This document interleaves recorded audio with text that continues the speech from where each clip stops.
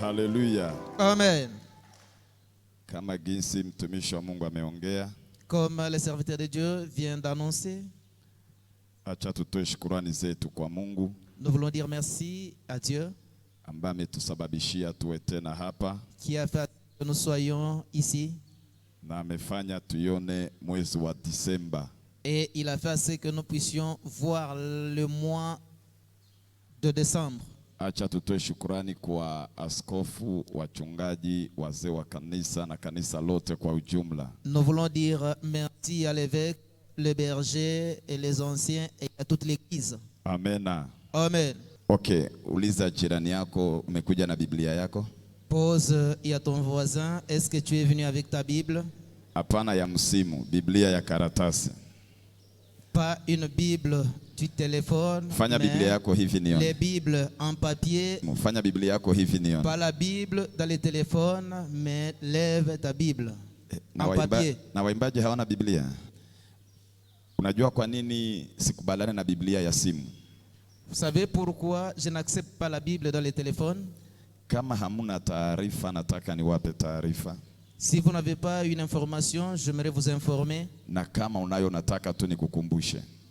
Et si tu veux, je vais te rappeler. Wale watu ambao wako upande ya pili, Ceux-là qui sont de l'autre côté, wako wanatumia nguvu tena kwa nguvu sana. ils sont en train d'utiliser la force et encore la force Kutafuta kufanya Wakristo wasahau kununua Biblia za karatasi. cherchant à faire les chrétiens qu'ils oublient à acheter la Bible en papier. Wanaziweka ndani ya simu, ndani ya iPad, ndani ya makompyuta. Ils ont mis ça dans les téléphones, dans les iPads et dans les ordinateurs. Sasa kampuni ambayo inahusika na kutoa Biblia za karatasi, L'entreprise qui est en charge d'imprimer les Bibles en papier, watakapojikuta kwamba hawana tena wateja wa kununua Biblia za karatasi, lorsqu'ils se retrouveront qu'ils n'ont plus d'acheteurs de Bibles en papier, matokeo ni nini? quelle sera la Watafunga. conséquence? Ils vont fermer. Wakishafunga, Lorsqu'ils vont fermer, sasa wale watu watatosha system ya kutelecharge Biblia ndani ya simu. et ces gens sortiront maintenant le système de télécharger la Bible dans les téléphones. Sasa wale ambao walijikuta na Biblia za karatasi ndio watabaki na Biblia za karatasi. Et les gens se retrouveront, certains vont rester avec le Bible en papier. Na miaka inapoendelea lazima ichakae. Et lorsque les années vont continuer à évoluer, la Bible sera usée. Na hapo ndipo kutakuwa na upungufu ya Biblia ya karatasi. Et là, il y aura une diminution de Bible en papier. Sijakataa kutumia Biblia ya simu, Je n'ai pas encore refusé d'utiliser la Bible dans les téléphones. lakini jitahidi kununua pia na Biblia ya karatasi. Mais efforce-toi d'acheter la Bible imprimée en papier. Mukristo ko tayari aweke kabelo ya $200 kukichwa, Un chrétien est prêt à acheter le perruque de $200, me haiko tayari kununua Biblia ya $5. mais n'est pas prêt pour acheter la Bible qui coûte $5. Ukiona tu gisi umevaa pale, Si tu vois tel que tu t'es habillé, ni zaidi ya Biblia 10. c'est au-delà de 10 Bibles. Hapo sijaenda kwenye begi yako ya mavazi, Là, je ne suis pas encore rentré dans ta valise. des lakini habits. hauna Biblia ya $5. Mais tu n'as pas une Bible qui coûte $5. Ambia jirani yako, nenda ununue Biblia. Dites à ton voisin, va acheter une Bible. Amen. Amen. J'aimerais vous inviter de lire avec moi 2 portions des Écritures. Napenda kualika musome na mimi shairi mbili ndani ya Biblia. Ce sont des versets que nous avions introduits avec ça le vendredi. Ni maverse ambayo tulileta kiingilio siku ya 5. Usishangae kuona niko nasema français. Mimi ni Congolais tu mwenye anaishi Tanzania. Vous étonnez pas que je suis en train de parler en français, je suis un Congolais mais vivant en Tanzanie. Na niko obligé sababu interprete wangu aliniambia mercredi asele Kiswahili yako manake inabidi tena niingie ndani ya darasa. Je suis obligé parce que mon interprète le mercredi avait dit que non, le Swahili est tellement difficile, mais il faut encore apprendre. Ukweli ni kwamba Kongo hatuongee Swahili. C'est vrai, réellement au Congo, nous n'avons pas un Swahili. Tunaongea kitu kinafanana Swahili. Nous conversons, il y avait quelque chose qui ressemble au Swahili. Hata mimi nilipofika Tanzania walikuwa wananitilia mtafsiri wa kunitafsiri Swahili. Mimi nahubiri Mswahili akiwa ananitafsiria Swahili. Et même quand j'étais en Tanzanie, on m'avait donné un interprète qui devrait le faire en Swahili, quoique j'étais tenté de prêcher en Swahili. Maana huko ukisema mimi nauza, Ici, quand kwetu vous ni dites, kuuza, kwetu ndio kuuzisha. et chez nous, quand vous dites que non, j'achète, c'est ça maintenant, vendre. Haleluya. Amen. Ndio maana ukiona mimi nachomeka buma Francais na buma Lingala, manake nilisha misi sana kusema Lingala, kusema Francais. Mwi muda niko mkongo, cha kwanza na mimi nishidégage vile. Voyez, vous allez comprendre si je parlais en lingala et en français. Pendant que je suis au Congo, laissez-moi aussi me dégager dans ce sens. Genèse chapitre 39, versets 7 à 20. J'avais un lecteur le vendredi qui m'avait fait du bien. Je ne sais pas s'il est présent aujourd'hui. Oui. Ok, Genèse chapitre 37, versets 7 à 20. 39, pardon. Genèse chapitre 39, versets 7 à 20. 2 Samuel chapitre 11, verset 4. Nous sommes tous debout pour honorer la parole de Dieu. Ikawa baada ya mambo hayo, mke wa bwana wake akamtamani Yusufu. Ndio. Akamwambia, lala nami. Ndio. Lakini akakataa. Akamwambia mke wa bwana wake, tazama, bwana wangu hajui kitu kilichowekwa kwangu nyumbani, na vyote alivyo navyo amevitia mkononi mwangu. Hakuna mkuu katika nyumba hii kuliko mimi, wala hakunizuilia kitu chochote ila wewe, kwa kuwa wewe mkewe. Nifanyeje ubaya huu mkubwa nikamkosee Mungu? Akawa akizidi kusema na Yusufu siku baada ya siku, lakini hakumsikia alale naye wala aongee naye. Ikawa siku moja akaingia nyumbani atende kazi yake, wala hapakuwa na mtu katika watu wa nyumbani humo ndani. Huyo mwanamke akamshika nguo zake akisema, lala nami. Yusufu akaiacha nguo yake mkononi mwake, akakimbia akatoka nje. Ikawa alipoona ya kwamba amemwachilia nguo yake mkononi mwake, naye amekimbia nje, akawaita watu wa nyumbani mwake, akasema nao akinena, angalieni, ametuletea mtu Mwebrania atufanyie zihaka. Ameingia kwangu ili alale nami, nami nikalia kwa sauti kuu. Ikawa aliposikia ya kuwa nimepanza sauti yangu na kulia, aliacha nguo yake kwangu, akakimbia akatoka nje. Basi akaiweka ile nguo kwake hata bwana wake aje nyumbani. Naye akamwambia kama maneno hayo, akisema, yule mtumwa Mwebrania aliyemleta kwetu aliingia kwangu anizihaki.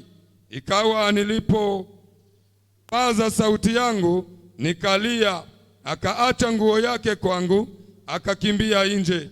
Ikawa bwana wake aliposikia maneno ya mkewe aliyomwambia, akisema, mtu wako amenitendea mambo kama haya, hasira yake ikawaka.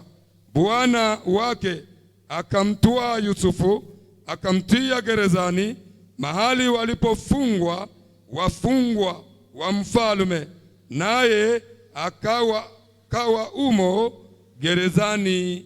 Amen. Amen. C'est depuis le vendredi que nous avions commencé ce thème. Ni kutokea siku ya tano ambayo tulianza hiyo kiini. Les 7 secrets du triomphe de Joseph, sur la tentation. Siri 7 ya kufaulu kwa Yusufu juu ya jaribu.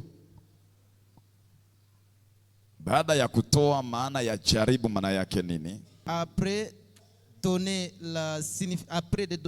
avoir donné la signification de la tentation, tulianza ona siri 7 ya Daudi. Nous avons commencé à voir les 7 secrets de David.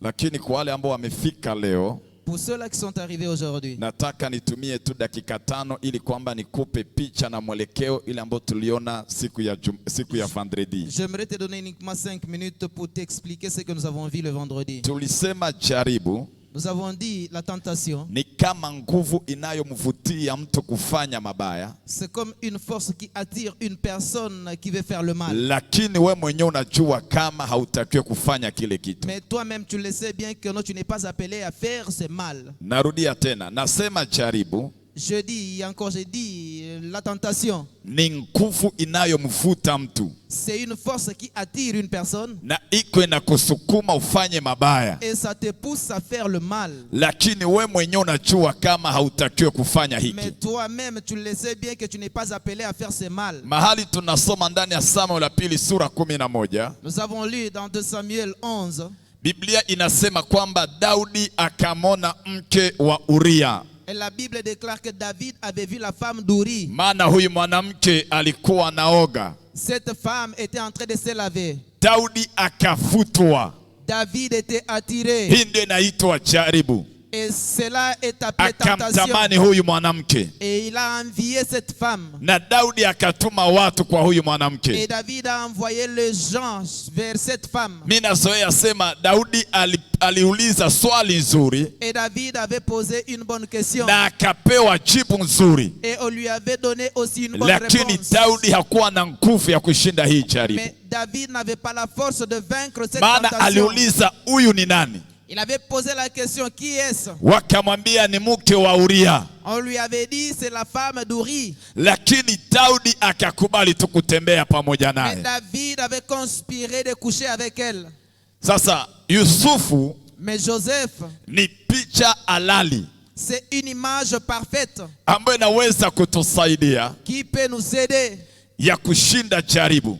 de vaincre la tentation. Waimbaji walisema kila mtu ana mambo. Et les chantres ont dit que chaque personne a un Na mimi problème. nataka nikwambie kila mtu lazima atajaribiwa. Et chaque personne doit être tentée. Kama haujawahi kujaribiwa, Si tu n'as jamais été tenté, lakini kuna siku utajaribiwa. mais il y a un jour où tu seras tenté. Na jaribu ina malevo yake. Et la tentation a aussi sa Sote dimension. hatujaribiwe kwa namna moja.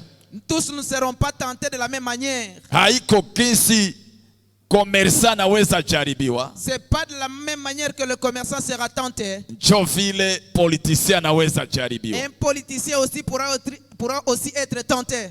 Sasa tukaona Yusufu Nous allons voir Joseph amejikuta ndani ya nyumba ya Potifa. se retrouver dans la maison de Potiphar.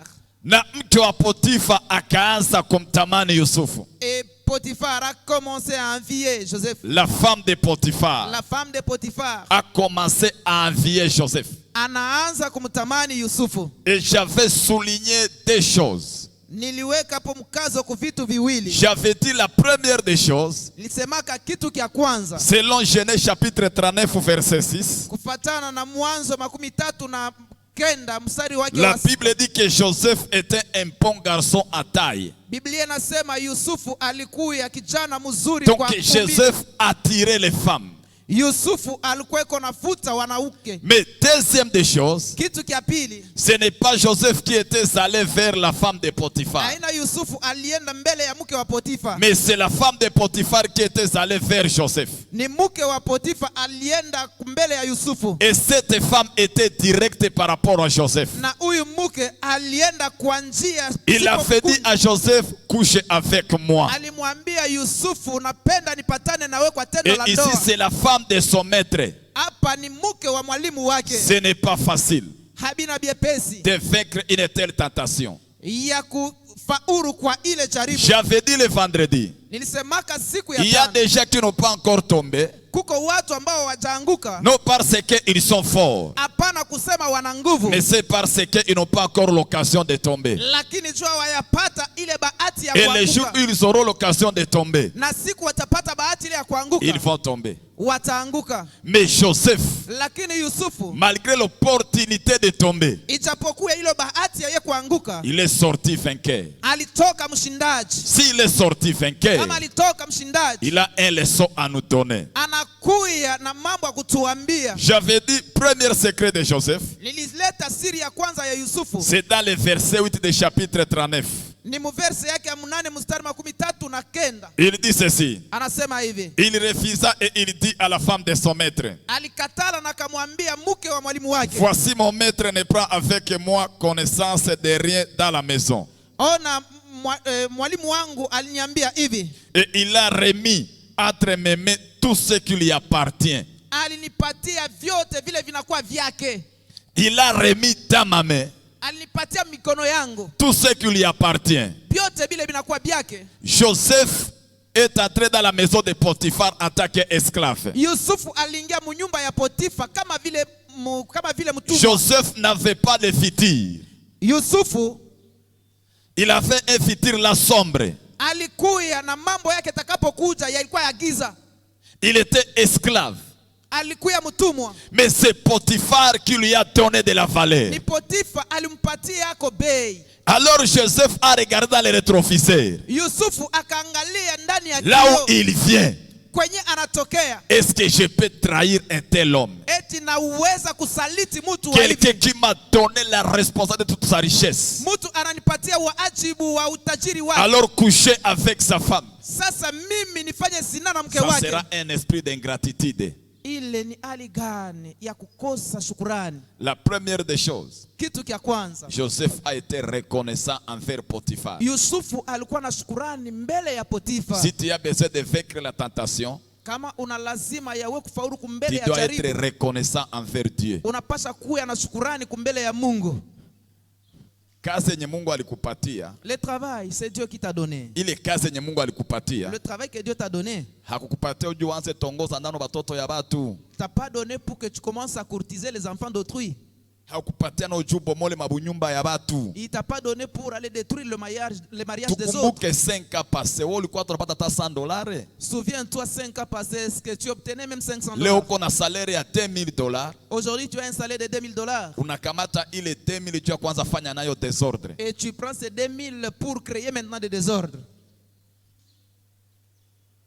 Nataka niulize swali. J'aimerais poser une question. Kama mtu anachukua kisu, si quelqu'un prend un couteau anachomeka nayo mtu et vient poignarder quelqu'un, na ule mtu anakufa, et cette personne meurt, ina maana kama kisu ni mbaya? Est-ce que le couteau est aussi mauvais? Kisu ni mbaya? Est-ce que le couteau mais sinamaliza uwa mtu? Mais je peux tuer quelqu'un. Nauliza, kisu ni mbaya? Est-ce que le couteau est aussi mauvais? Mbona namaliza uwa mtu? Pourquoi ça vient de tuer quelqu'un?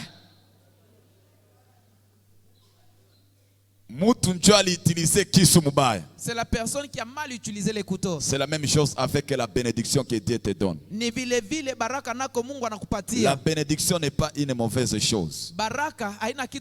C'est la façon dont tu utilises ta bénédiction. J'aimerais dire aux hommes mariés, quand Dieu te bénit, cette bénédiction ne te pousse pas à changer de femme. Mais cette bénédiction qui te pousse de changer ta femme que tu as souffert avec elle. C'est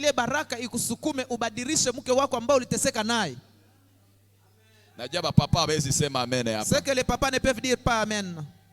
Nasema hivi, baraka yenye Mungu anakupatia isikuwe chanzo kuanza badilisha ba mrefu, ba mfupi, ba mwekunda, ba mweusi, ba La bénédiction que Dieu te donne ne soit pas un sujet de changer de femme, les lancer, lakini les ile baraka ikusukume umubadilishe yule mwanamke mwenye mulikula naye kapompo. Et cette bénédiction que te pousse à changer la femme que tu as commencé Mwambia avec. Mke wako ulikuwa kwa yafalaka na wewe bubu ya $500, kamata sasa mama yangu. Pourquoi tu ne t'es jamais habillé en boubou de $500? Prends aussi $500. Watu wanaunga ndani ya jaribu maana hawako wa reconnaissant mbele za Mungu. Ceux-là qui tombent dans la tentation ne sont pas reconnaissants devant Dieu. Wakati unaweza unajaribu mbele yako. Lorsque tu vois une tentation. Peut-être par rapport na position yako. Peut-être par rapport à ta position. Ninataka nikwambie position yako j'aimerais te dire ta inaweza kuwa chanzo ya jaribu. Peut-être un sujet d'une tentation. Alléluia. Amen. Alléluia. Amen. Lakini ukikuwa reconnaissant kwa Mungu. Mais si tu es reconnaissant devant Dieu. Unasema kama niko hapa kwenye niko. Et dis si je suis à ce ni niveau. Juu ya huyu Mungu. C'est grâce à Dieu. Sitakubali nimkosee huyu Mungu. Je ne peux pas accepter d'offenser Dieu. Alléluia. Amen. Que tu le veuilles ou pas. Upende ukatale. Elevation iko na makaprice yake. Kuinuliwa kunayo masababu. Suko naimba pa Kalemie hakuna mwenye anakujua. Tu es en train de vivre ici, personne ne te connaît. Toa tu albumu moya. Sors tout simplement un album. Ikuwe na succès. Et que cet album ait Uone du kama succès. utabaki salama. Si tu resteras aussi en paix. Alléluia. Amen. Nilionesha pourquoi batu abiko ba reconnaissant hatuna muda kurudilia bile vyote. J'avais démontré comment est-ce que les gens ne sont pas reconnaissants, n'avons pas les temps. Kitu cha pili. La deuxième des choses. Mu verset 9a. Dans le verset 9a, Anasema hivi. il dit ceci. Il n'est pas plus grand que moi dans cette maison. Ananifanya niwe mkubwa ndani ya hii Il nyumba. m'a rien interdit. Asikunikataze kitu. Excepté toi. Parce Isipokuwa que tu tu es ta femme. wewe, juu wewe ni mke wake. Potiphar a dit à Joseph. Potifa alimwambia Yusufu, Tu as l'autorité sur toutes les choses dans ma maison. unakuwa msimamizi wa kila kitu ndani ya nyumba hii. Tu as droit de contrôler toutes les choses dans ma maison. Utaanza kuangalia kila kitu ndani ya nyumba Sauf yangu. ma femme. Isipokuwa tu bibi yangu. C'est pour dire quoi? Ni kusema nini? Joseph connaissait ses limites. Yusufu alijua mipaka yake. Église, si tu as besoin de vaincre la tentation, Kanisa, kama una lazima ya kufaulu kumbele ya jaribu, tu dois connaître tes limites.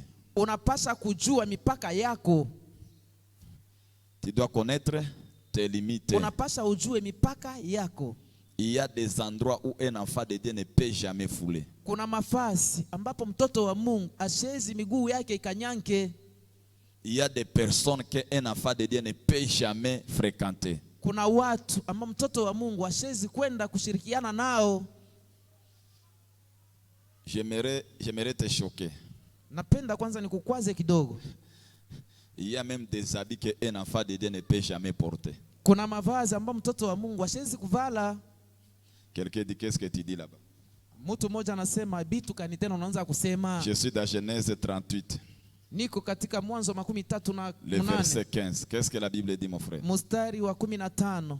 Yuda alipomuona alimzania kuwa ni kahaba. Maana amejifunika uso. Amena. Amen. J'aimerais te poser la question. Napenda nikuulize. Je, Tamari walikuwa wanamwandika hapa kama ni kahaba? Est-ce qu'on a écrit sur son visage qu'elle était prostituée? Kitu gani kilimhakikishia Juda kama ule ni kahaba? Qu'est-ce qui avait prouvé à Juda que non, celle-là était prostituée? Hein? Son habillement. Vazi yake. Il y a des habits qu'un enfant de Dieu ne doit pas porter. Kuna mavazi ambayo mtoto wa Mungu hashezi kuvaa. Même si c'est à la mode. Hata kama inakuya kumode.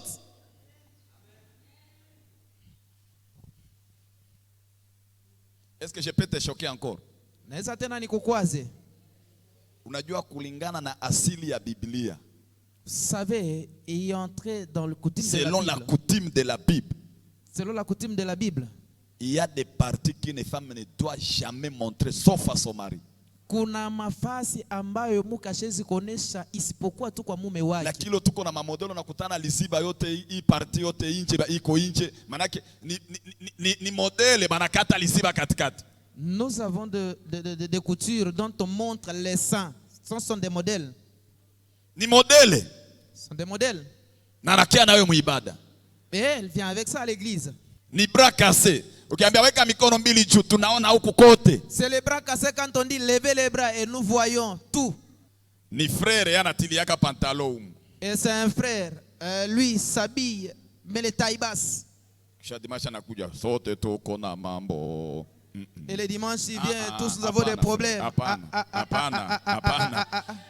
Tu dois être limité même dans ton habillement. Unapaswa kuwa na mipaka namna yako ya kuvala.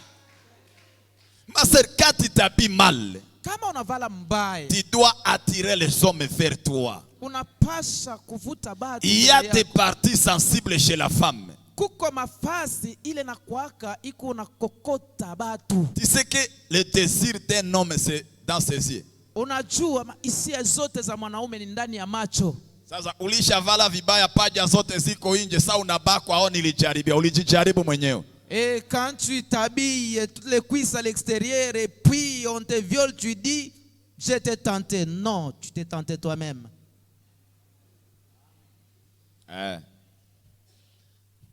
Mi pale kumulango kwa kuna kuwaka makanga, ukikiona valavala vya wajabu wanakupatia kanga unajifunika. Et là, il y a toujours la porte chez moi, il y a toujours des pagnes. Tu t'habilles très mal, nous te donnons les pagnes. Même dans la bénédiction que Dieu nous donne, il y a des limites. Tu n'es pas appelé à bouffer tout. C'est pourquoi beaucoup de chrétiens tombent dans le péché du vol de la dîme. Pourquoi? Ils ne savent pas leurs limites. J'avais dit le vendredi ici, quand Dieu te donne $100, tu as droit à bouffer les $90. Les $10 appartiennent à Dieu. Jaribu ni uzinifu, jaribu ni pombe, jomi naanguka. Na ile fungu la 10 unakulaka. La tentation, c'est l'impudicité. La tentation, c'est la bière. Mais la dîme aussi que tu bouffes. Tu ne connais pas tes limites. Même dans la bénédiction, il y a les limites. Il y a les limites. Il avait dit à Adam, tu mangeras tous les fruits des arbres du jardin. Mais sauf quand Dieu te bénit, il te donne $1000. Les $900, c'est tous les fruits des arbres du jardin. Mais les $100, c'est le sauf. C'est l'interdit de Dieu.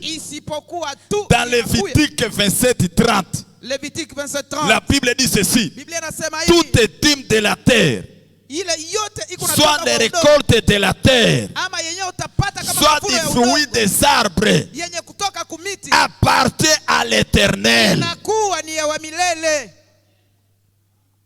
Tu dois connaître tes limites. Quand tu bouffes la dîme, donc tu es devenu sacrificateur. Et si tu es sacrificateur, j'aimerais te poser la question: qui t'a établi sacrificateur?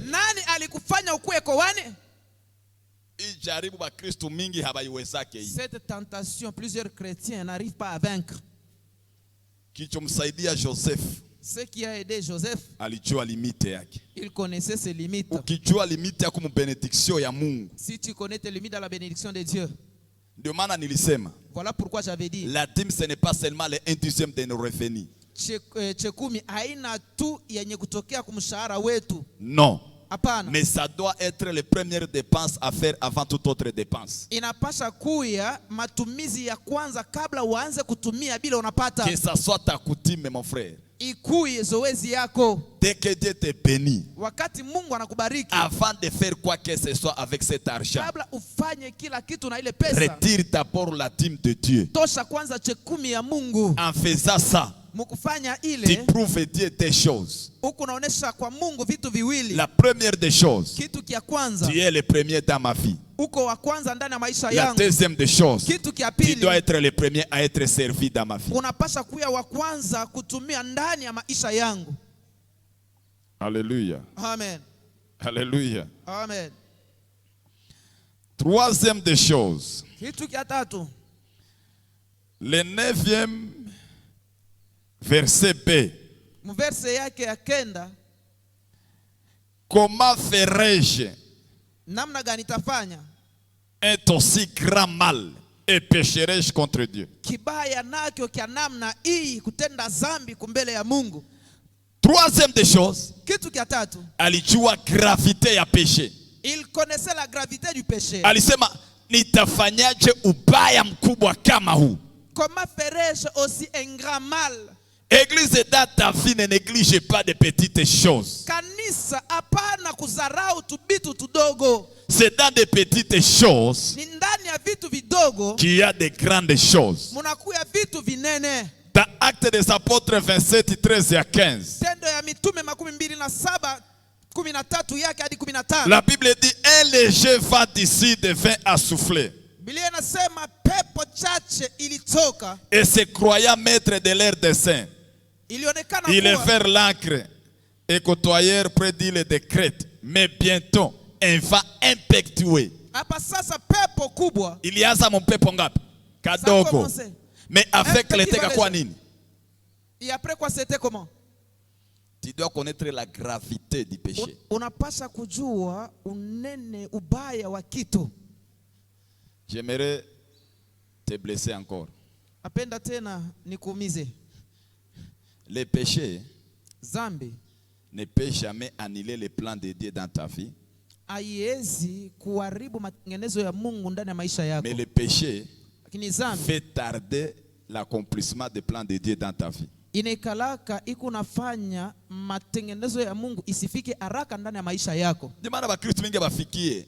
Voilà pourquoi plusieurs personnes n'arrivent pas. Oh, mwaka wa 5 huu.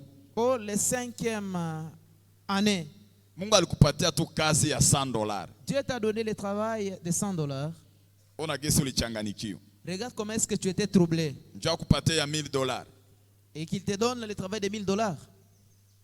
Mungu anaanzaka na shie chini. Dieu commence avec nous très bas. Akishaona fidelite yako mwile chini. Et quand il voit ta fidélité en étant en bas, il commence à t'élever.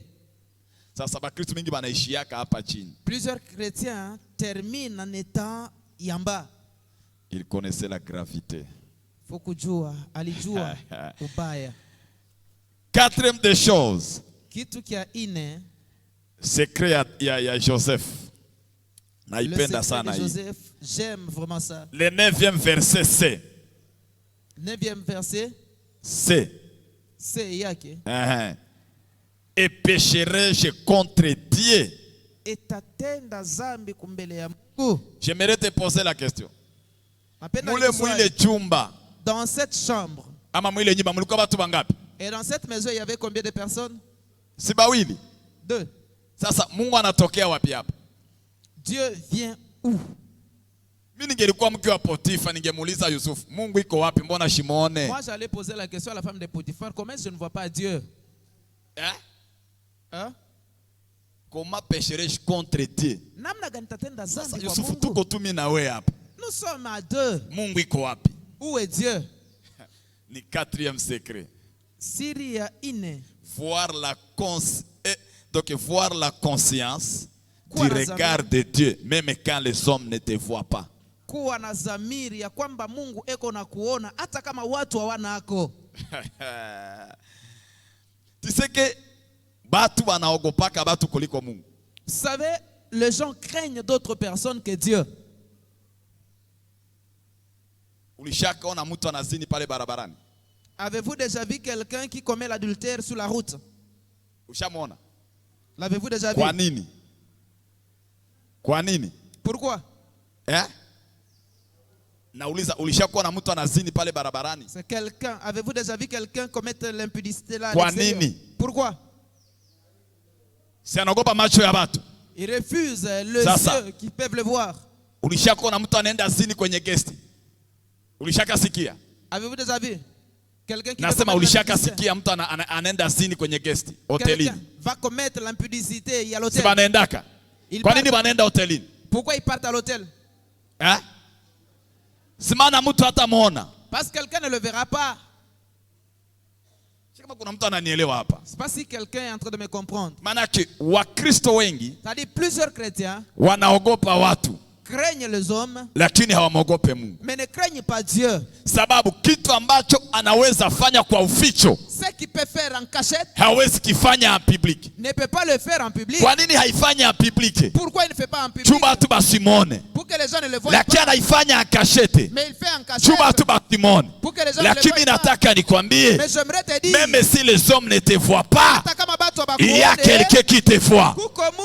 Joseph avait vécu la tentation parce qu'il avait la conscience que l'œil de l'Éternel me voit malgré que les hommes ne me voient pas. Tu dois vaincre la tentation quand tu seras conscient. Là où mon pasteur n'est pas, là où mon responsable n'est pas, là où ma mère n'est pas, là où mon père n'est pas, là où ma femme n'est pas, même si je suis à Moba, j'ai laissé ma femme à Kalemi, mais il y a quelqu'un Il y a quelqu'un. Il y a quelqu'un. Il y a quelqu'un qui est plus que ma femme, qui est plus que mon mari. Son œil me regarde. Église, on doit être conscient de ça. Si tu as besoin de vaincre la tentation, tu dois connaître ces choses que Dieu te voit. David avait dit à la femme de Potiphar, bien sûr ton mari n'est pas là, bien sûr personne n'est pas là, mais il y a quelqu'un. Il y a quelqu'un. Moi je le vois. Il est avec nous. Ses yeux nous regardent. Je ne peux jamais pécher. Je ne peux jamais pécher. Même si les gens ne me voient pas, mais lui il me voit. Alléluia. Amen. Alléluia. Amen. Écoutez ce que Psaume dit. Psaume chapitre 11. Verset 4 à 5. Nous sommes quoi haraka baba? Lisez rapidement. Psaume chapitre 11. 4 à 5. Ine tano tunasoma. Amen. Bwana yu katika hekalu lake takatifu. Ndio. Bwana ambaye kiti chake kiko mbinguni. Macho yake yanaangalia kote, zake zinawajaribu wanadamu. Amen. Amen. Macho yake inafanya nini? Inaangalia. Ses yeux font quoi? Regarde. Mwimbaji alisema, Le cantateur a dit, kabla hajaanza imbisha louange alisema Mungu iko fashi yote. il a dit Dieu est partout. Ukienda mumai bana muitaka mai ya Si tu uzima. vas dans l'eau, il est appelé l'eau de vie. Ukienda mupori bana muita muti wa uzima. Si tu vas dans la brousse, il est appelé l'arbre de vie. Ukienda ndani ya nyumba yeni jiwe kula pembeni. Si tu vas dans la maison, il est la pierre Ukienda angulaire. mumoto yenjo moto ulao. Si tu vas dans le feu, il est le feu dévorant. Ukienda ndani ya wanadamu yenjo mwanadamu wa kweli. Si tu vas dans les humains, il est l'homme véritable. Sasa unajua kwa nini unaanguka ndani ya dhambi kwa urahisi? Tu sais pourquoi tu tombes dans les péchés facilement? Haukwake na kujua kama Mungu iko na kuona. C'est parce que dans ta tête, tu ne penses pas que Dieu te voit. Ni kweli. C'est vrai. Papa évêque hakukuona. Papa évêque t'a pas vu. Ni kweli ba révérend hakukuona. C'est vrai, les révérends t'ont pas vu. Ma sœur, quand tu étais allé chez ton fiancé là, Dada yangu wakati ulienda kwa mchumba wako, ton conducteur n'était pas là. kiongozi wako asikuyeko. Mais Lakini il y a quelqu'un qui te regarde. kulikuwa mtu wako na kuangalia.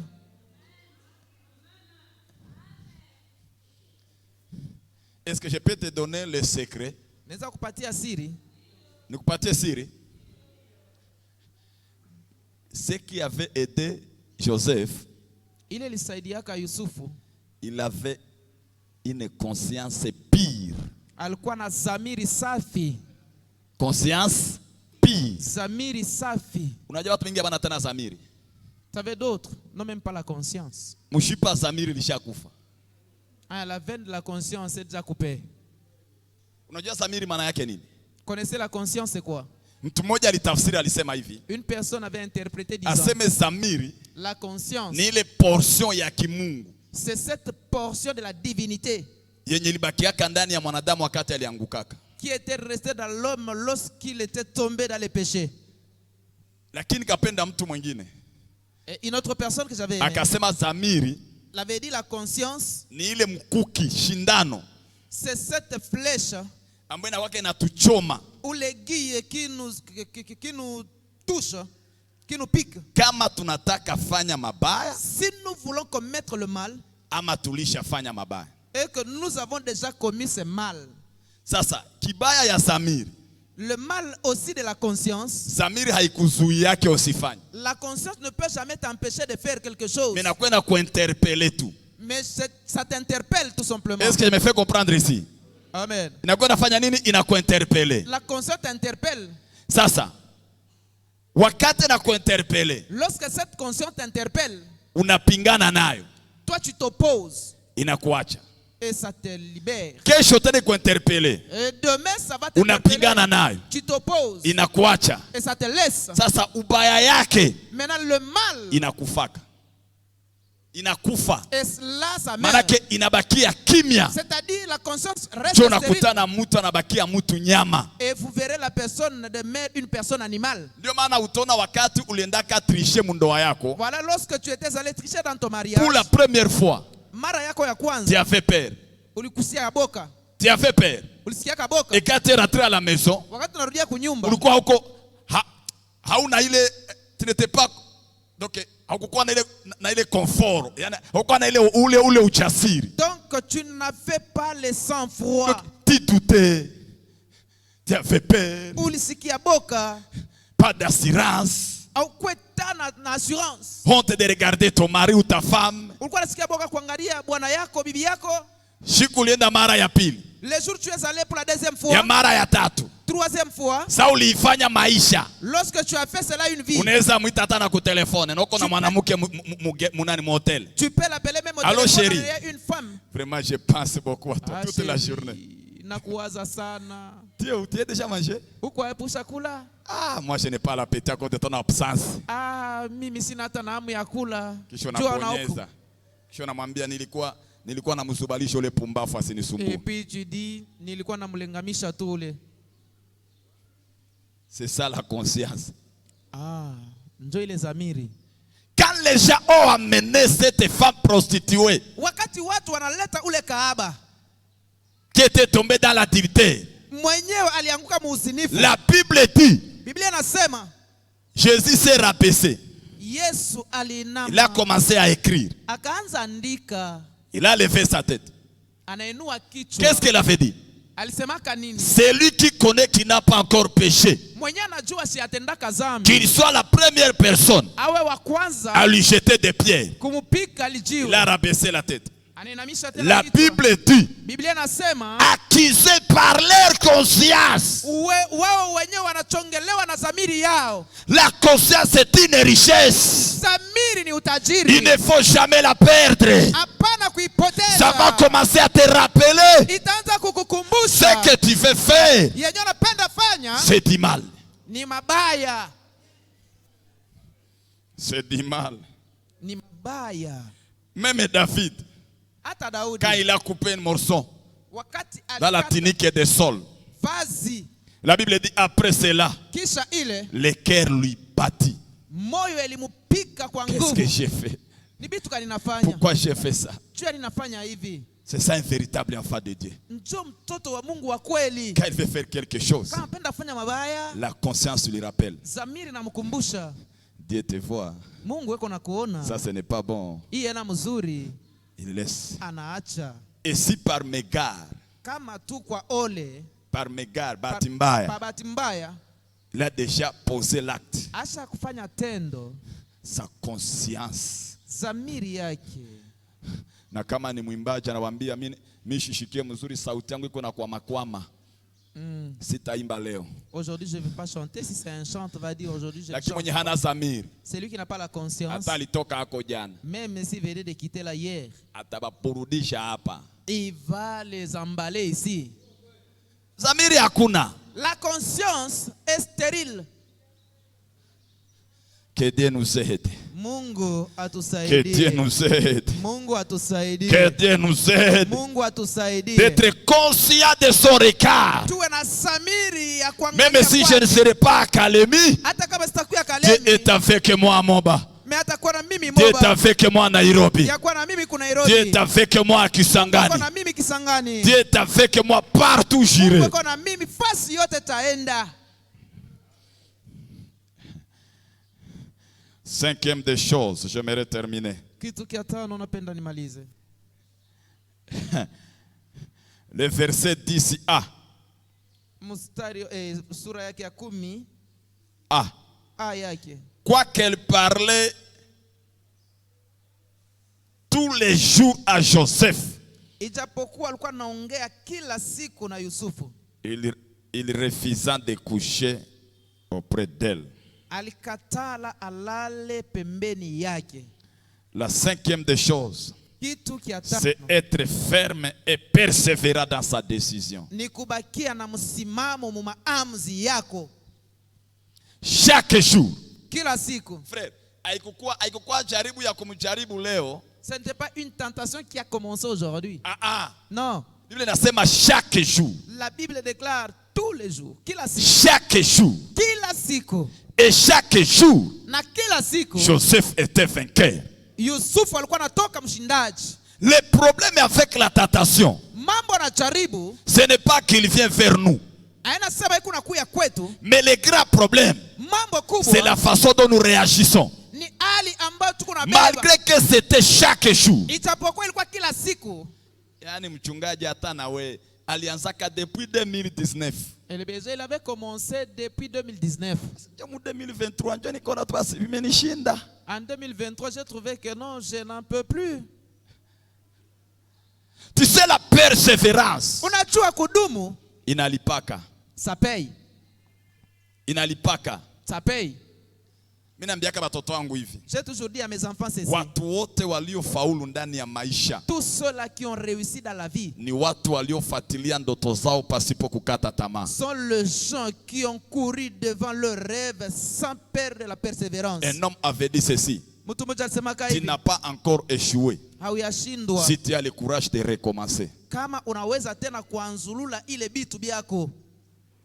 Beaucoup de gens qui ont réussi, Batu bengi bali balifaulu ce sont des perdants du passé. ni wale walishindwa. Posez la question à l'effet Laurent Désiré Kabila, il te dira. Muulize kwa mzee Laurent Il Désiré a tenté Kabila combien de hayati, fois de bouleverser Mobutu.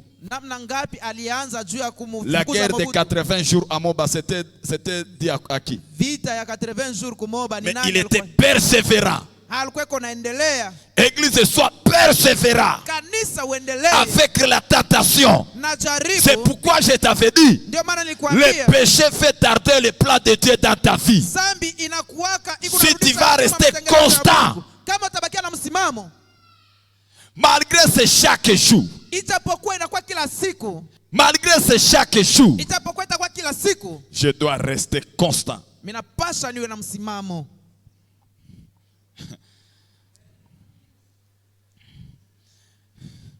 J'aime cet homme. Nampenda huyu mtu. Il avait dit ceci. Alisemaka hivi, Les perdants ne relâchent jamais. wale weko na shindwa au achili yake kamwe.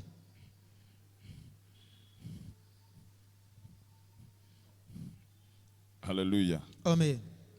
Écoutez ce que la Bible dit. Sikieni ambayo Biblia inasema. Dans Proverbe 18, 9. Ndani ya Celui qui Methali se relâche dans son 18, travail. kenda, ule anaachilia. Celui qui se relâche dans son travail Ule anaachilia ndani ya kazi yake. est le frère de celui qui détruit. Anakuwa ni yule anakuwa na bomoa. Relâchement, Kuachilia iko na deux significations. iko na ça a deux significations. Ya kwanza, La première signification, ulikuwa unafanya jambo fulani tu étais en train de faire quelque chose, lakini hauifanye tena. mais tu ne fais plus ce que tu faisais. Ile ni ya kwanza.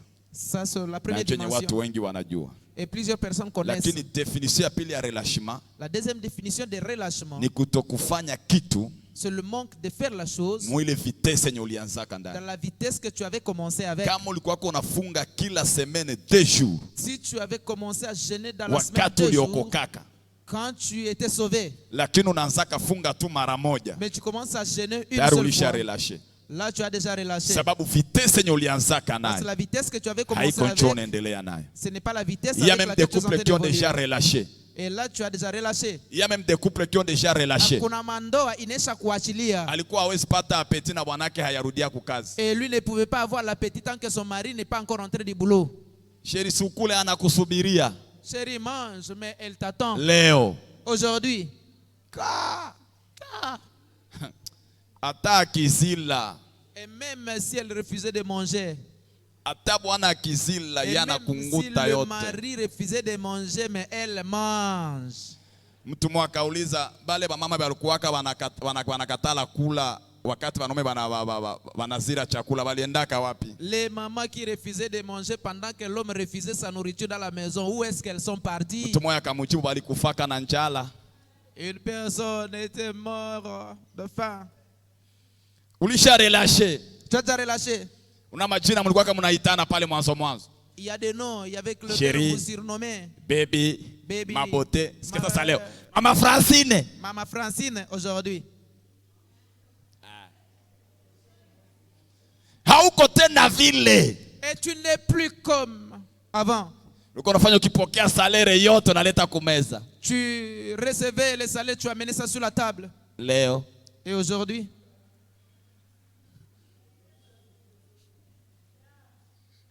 Tu as relâché. Tu as déjà relâché oh.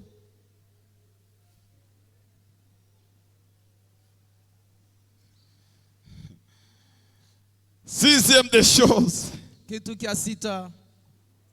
Verset 10b. Il refusa de coucher auprès d'elle et d'être avec elle. Il faut créer une distance de sécurité. Kanisa. Église. Tu dois te créer la discipline. Unapasha ujipatie makanuni. Kuna ingine jaribu tunailetaka tu sisi wenyewe. Autre attention, c'est nous-mêmes qui attirons cela. Unaona tu kwenye ukake kwa anaelekea huyu. Tu vois le frère où il est en train de partir. Chaque 0 heure. Kila 0 heure. Anakupigia simu. Il t'appelle. Mnaanza ongea. Commencez à parler. Mko unasikia maneno yake. Et vous comprenez ce langage. Pourquoi ne pas créer une distance? Pourquoi? Tu dois être discipliné. Alléluia. Amen. Alléluia. Amen. Hey. Hey.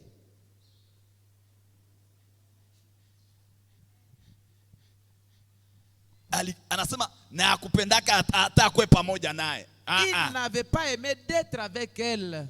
Distance. Bali achana kweli.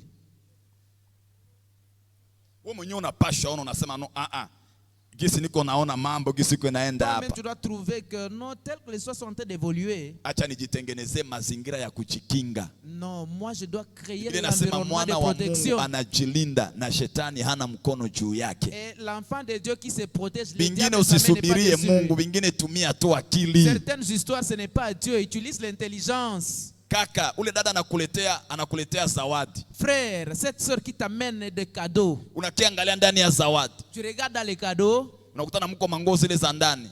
Il y a les habits intimes. Unafikiri anakuambia nini? Toi tu penses, elle te dit quoi? Sutumie tu akili. Septième des choses, pardon, je termine. Na kitu kia saba na malizia pale. J'aime. Napenda. J'aime. Napenda. Écoutez le 12e verset. Sikieni versi ya 12. Et le saisit par son vêtement. Akamushika kuvazi yake. En disant, eko namchongea. Couche avec moi. Tembea na mimi. Et il lui laissa son vêtement dans les mains. Akamwachia mavazi mikono. Et s'enfuit dehors. Na akakimbia nje. Septième secret de Joseph. Siri ya saba ya Yusufu. C'est la fuite. Ni kukimbia. Il y a des choses que tu dois résister. Kuko bitu ambavyo unaweza kupinga. Mais il y a des choses que tu dois prendre fuite. Na kuko bitu byenye unaweza kukimbia. La Bible dit il lui a saisi par force. Biblia inasema alimshika kwa nguvu. Comme je parle par la bouche, tu n'entends pas. Kama vile niko nazungumza kwa kinywa ausikie. Alors j'aimerais te violer. Sasa mimi napenda nikubake. Manake babakaji ya kwanza ni banamuke. Les premiers les violeurs sont des femmes. Shinjo mara ya kwanza ubakaji inasemekana hapa. Mais c'est la première fois le viol, on vient de parler. Uko na ngine verset ya vai. Il y a un autre verset avant ça. Unamkamata kwa nguvu maana yake nini? Tu le saisis de force, c'est-à-dire quoi? Violence maana yake nini? Le viol c'est-à-dire quoi? C'est coucher avec quelqu'un sa volonté. Ni kutembea na mtu bila yeye kupenda. Alléluia. Amen. Alors il y a pris par force. Alimushika kwa nguvu. Mais écoutez ce que la Bible dit. Il lui a laissé son vêtement. Ici, le vêtement n'est pas une chemise ici. Ni kanzu. C'était la tunique. Sasa Joseph ulivula Et Joseph, comment tu t'es déshabillé? Sasa nataka ufute picha. J'aimerais que tu vois d'abord. One ile image. Que tu voyais cette image. Atengelikuwa wewe njo Potifar. Même ça pouvait être toi comme Potifar. Unaambia mke wako anakuambia. Et ta femme te dit. Alitaka ni violer. Il a voulu me violer. Joni kabaki na mango yake. Mais j'ai même pris ses habits. Jo preuve. C'est la preuve. Ungelikatala. Est-ce que tu allais refuser? Ungelikataa. Tu allais refuser? Église, Kanisa, dans la vie, ndani ya maisha, il y a ce qu'on appelle mauvais témoignage kuko bile tunaitaka ushuhuda mbaya et faux témoignage. Faux témoignage. na faux témoignage. Ushuda ya uongo. Ushuhuda ya uongo. J'aimerais m'expliquer. Mauvais témoignage, Ushuhuda mbaya c'est ce qu'on a fait pour Joseph. ni ile balimfanyisha Yusufu. On parle des choses sur toi, Wanakusemea bitu mais consciemment, me kwa zamiri tu es innocent. wewe haukubitende. Alléluia. Amen. Est-ce que je me fais comprendre? Amen. Est-ce que je me fais comprendre? Amen. Consciemment, Kwa zamiri tu es innocent. haukubitende. Ça, c'est mauvais témoignage. Ile ni ushuhuda mbaya. Mais faux témoignage, Ushuhuda ya uongo ce sont des choses qu'on parle sur toi, ni bitu ambao wanakusemea mais en réalité, me kwa ukweli, quand tu rentres dans toi-même, lakini unaingia ndani tu yako reconnais que non, j'ai fait ça. unaitambua ya kwamba nilibifanya. Alors, j'aimerais dire à quelqu'un, Napenda niambie mtu si on fait des mauvais témoignages sur toi, kama wanakushuhudia mbaya, ne t'inquiète pas. wewe hapana kubijali. Unajua kuna wakati tunapotezaka muda wetu bure kujitetea kwa watu. À un certain moment, nous perdons le temps pour commencer à parler devant les autres. Hawezi convaincre mtu mwenye anataka akuchafue. Tu ne peux pas convaincre quelqu'un qui veut te salir. Hawezi convaincre mtu. Tu ne peux pas convaincre. Uniulize Maria, nani angeliwahi kuamini kama ile grossesse ilikuwa ya Saint-Esprit? Tu me poses la question avec Marie, qui pouvait comprendre que c'était la grossesse du Saint-Esprit? Unaambia tu fiancé, no, hii ni mimba ya Mungu, ya Mungu. Tu dis à ton fiancé que non, ça c'est la grossesse de Dieu. Ah, Ange, unasema ni mimba ya nani? Ya Mungu. Ange, qu'est-ce que tu dis? Dieu. Mungu mlikutana naye wapi? Dieu, tu t'es croisé avec lui. Kamkolobondo Amukolobondo ama Kisebwe? ou à Kisebwe? Batu baliongea. Les gens parlaient. Mais siku yenye kuhani Mais le jour où les sacrificateurs alipresente mtoto ndani ya kanisa, présentaient l'enfant à l'église, akasema unabii ulioisema inatimia. il dit la prophétie. Unaweza niruhusu nife kwa amani. Tu peux me permettre Jo de batu partir baka en paix. comprendre Et là, les ke gens kumbe compris ilikuwa kweli. que c'était Niko la naongea vérité. na mtu mmoja asubuhi ya leo. Watu wakiongea mabaya juu yako, hapana tumia muda kujitetea, wakati itaongea. Ayubu akasema, et les jours parleront. Si lundi ne parle pas, le mardi va parler. Si mardi ne parle pas, le mercredi va parler. Si mercredi c'était, le dimanche va crier. Il y a le temps que Dieu va te justifier. Peu importe tout ce qu'on a dit sur toi, tu ne peux jamais empêcher quelqu'un de parler sur toi. Il y a laissé son vêtement. Église, il y a des tentations qu'il faut fuir. J'aime ce qu'un homme de Dieu avait dit. Ce ne sont pas des hommes forts qui s'étaient face à la tentation sexuelle. Ce sont des hommes prudents. Je répète, ce ne sont pas des hommes forts qui s'étaient face à la tentation sexuelle, mais ce sont des hommes prudents. Et j'aimerais t'informer, une femme belle, même devant un homme de Dieu, tu es de la tête jusqu'aux pieds et le reste toujours belle. Il faut faire attention. Il y a d'autres choses il faut fuir. D'autres attention il faut fuir. Etambangu ezali sumute. Inapasa ukimbie, haina zambi. Alléluia. Amen.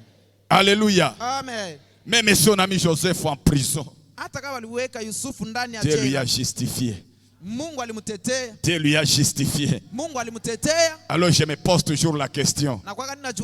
Tango akoma ki premier ministre. Moi c'est Potifa bande komona yendenge nini na misi. Oh baache baongee. Tutashikiana haya. Tutashikiana haya. Tutashikiana haya. 2024 tutashikiana haya. Ambia jirani tutashikiana haya. Ambia tutashikiana haya.